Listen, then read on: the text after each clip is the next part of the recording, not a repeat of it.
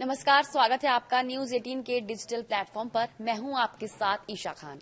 जिसका डर था आखिर वही हुआ। रात के अंधेरे में समुंदर ने जब अपना रौद्र रूप दिखाया तो तट पर बसा हर घर कांप उठा। हवा की रफ्तार इतनी तेज थी कि पेड़ झुकने लगे, खंबे गिर गए और कई जिंदगियां तबाह हो गई। आंध्र प्रदेश का कोनसीमा, उड़ीसा का गंजाम और तेलंगाना का खम्मम, हर जगह सिर्फ एक नाम गूंज रहा था, मोंथा। वो चक्रवात जिसने खुशबू नहीं विनाश की गंध फैलाई। भारत के दक्षिणी तटीय इलाके में पिछले कुछ दिनों से मौसम विभाग लगातार चेतावनी दे रहा था। बंगाल की खाड़ी में एक लो प्रेशर जोन बन रहा था जो आगे चलकर साइक्लोन मोंथा में तब्दील हो सकता है, और हुआ भी कुछ वैसा ही। मंगलवार की रात करीब 11 बजे मोंथा चक्रवात ने आंध्र प्रदेश के काकीनाडा तट से जमीन को छुआ। जब ये तूफान सीवियर साइक्लोनिक स्टॉर्म में बदल चुका था, तब तक हवा की रफ्तार 100 से 110 किलोमीटर प्रति घंटा तक पहुंच गई। समुद्र में 15-20 फीट ऊंची लहरें उठी, नावें टूट गई और किनारे बसे सैकड़ों घर पानी में डूब गए। आंध्र प्रदेश का कोनसीमा जिला सबसे ज्यादा प्रभावित रहा। बता दें, तेज हवाओं ने नारियल के पेड़ों को जड़ से उखाड़ दिया, कच्चे घरों की छतें उड़ा दी और कई बिजली के खंभे गिरने से कई इलाके अंधेरे में डूब गए। एक बुजुर्ग महिला की मौत हो गई जब उसके घर पर पेड़ आ गिरा। एक ऑटो चालक और एक बच्चा भी घायल हुआ जब नारियल का पेड़ उसके सिर पर गिर पड़ा। स्थानीय प्रशासन के मुताबिक बता दें, 40 से ज्यादा गांवों में बिजली आपूर्ति ठप हो गई है। सैकड़ों लोग राहत शिविरों में शरण लेने को मजबूर है। ओडिशा के 15 जिलों में मोंथा का असर गहराई तक दिखा। तेज हवाओं और भारी बारिश ने जनजीवन अस्त व्यस्त कर दिया। गंजाम, पुरी, खुर्दा और मलकानगिरी जैसे जिलों में बिजली ठप है और कई सड़कें जलमग्न हो गई हैं। तेलंगाना के भी कई हिस्सों में 24 घंटे से लगातार बारिश हो रही है। कृष्णा और गोदावरी नदी के किनारे बसे गांवों में बाढ़ जैसी स्थिति बन चुकी है। आईएमडी का कहना है कि अगले 24 घंटों तक दक्षिण भारत में लगातार बारिश से बहुत भारी बारिश जारी रह सकती है।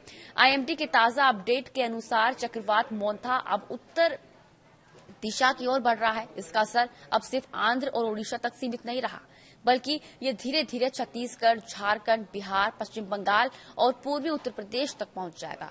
आईएमडी ने अगले 2 दिनों तक इन राज्यों में भारी बारिश, आंधी और बिजली गिरने की चेतावनी दी है। और आइए जानते हैं कि किन किन राज्यों में मोंथा का असर सबसे ज्यादा देखने को मिलेगा। आंध्र प्रदेश में तटीय इलाकों में भारी बारिश और 80 से 100 किलोमीटर प्रति घंटा की हवाएं चल सकती हैं। ओडिशा के 15 जिलों में भारी बारिश, पेड़ गिरने और बिजली आपूर्ति बाधित होने की संभावना है। वहीं छत्तीसगढ़ और तेलंगाना में 60 किमी घंटा की हवाओं से 7 मूसलाधार बारिश होने की संभावना है। बिहार और यूपी में भी अगले 48 घंटों में पूर्वी इलाकों में तेज बारिश और बिजली चमकने की चेतावनी दी गई है। गुजरात, महाराष्ट्र और गोवा में भी तटीय इलाकों में समुद्र में ऊंची लहरें, मछुआरों के लिए रेड अलर्ट जारी किया गया है। आईएमडी ने साफ कह दिया है कि जो लोग समुद्र के पास हैं वो अगले 48 घंटे तक किनारों से दूर रहें। मोंथा की चेतावनी को देखते हुए एनडीआरएफ और एसडीआरएफ को अलर्ट पर रखा गया है। आंध्र, उड़ीसा, तेलंगाना और छत्तीसगढ़ के संवेदनशील इलाकों में 100 से ज्यादा टीमें तैनात की गई हैं। जी हां, सरकार ने राहत शिविरों में खाने पीने का इंतजाम, दवाइयों का स्टॉक और प्राथमिक उपचार केंद्र सक्रिय कर दिए हैं। एनडीआरएफ के डीजी अतुल करवाल का कहना है कि हमारी टीमें पहले से ही ग्राउंड पर मौजूद है। मछुआरों को समुद्र में जाने से रोका जा रहा है और लोगों को सुरक्षित इलाकों में शिफ्ट किया जा रहा है। अब बड़ा सवाल यह है कि आखिर ऐसे तूफानों की रफ्तार और तीव्रता क्यों बढ़ती जा रही है। विशेषज्ञों का कहना है कि इसका सीधा संबंध जलवायु परिवर्तन से है। समुद्र का तापमान लगातार बढ़ रहा है और जब समुद्र गर्म होता है तो उसकी सतह से ज्यादा मात्रा में वाष्प निकलती है। यही वजह है। यही वाष्प ऊपरी वायुमंडल में जाकर घनत्व और ऊर्जा पैदा करती है, जो आगे चलकर साइक्लोन स्टॉर्म का रूप ले लेती है। मौसम वैज्ञानिकों के मुताबिक हर साल अरब सागर और बंगाल की खाड़ी में चक्रवातों की संख्या तो समान है, लेकिन उनकी तीव्रता और नुकसान पहले से कई ज्यादा बढ़ चुका है। मोंथा तूफान का भी असर सिर्फ मौसम तक सीमित नहीं रहेगा, बल्कि इसका सीधा असर कृषि, बिजली और परिवहन पर भी पड़ रहा है। बारिश और हवाओं से खरीफ फसलों को नुकसान हुआ है। धान, मक्का और सब्जियों की फसलें भी जलमग्न हो चुकी हैं। कई राज्यों में ट्रांसफार्मर और खंभे गिरने से पावर कट भी जारी है।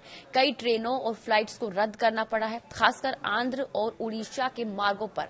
आईएमडी ने लोगों से अपील भी की है कि वो सोशल मीडिया पर फैलने वाली अफवाहों से बचें और सिर्फ आधिकारिक स्रोतों से ही जानकारी लें। रात में घर से बाहर ना निकलें, पेड़ों और बिजली के खंभों के नीचे ना खड़े हों और अगर आप तटीय इलाके में हैं तो निकटतम राहत केंद्र तक पहुंच जाए। हर बार जब कोई तूफान आता है तो हमें एक सबक देता है कि इंसान कितना भी विकसित क्यों ना हो जाए, प्रकृति के आगे उसकी ताकत आज भी सीमित है। मोन्था ने हमें याद दिलाया है कि जलवायु परिवर्तन अब कोई दूर की चेतावनी नहीं बल्कि हमारे दरवाजे तक पहुंच चुकी हकीकत है।